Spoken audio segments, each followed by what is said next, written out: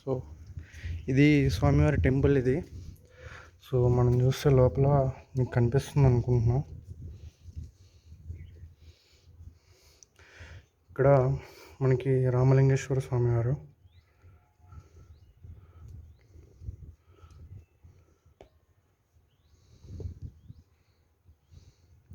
లోపల మనకు కనిపించేది రామలింగేశ్వర స్వామివారు.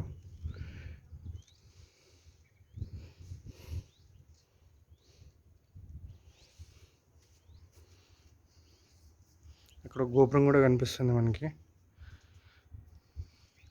ఈ గుడిని పూర్వీకులు పురాతన కాలంలో నిర్మించడం జరిగిందని ఇక్కడ వినుగొండ వాసులు చెప్తూ ఉంటారు. చూసారు కదా రామలింగేశ్వర స్వామివారు. ఇక్కడ మనకి తులసి కోట కూడా ఒకటి కనిపిస్తుంది.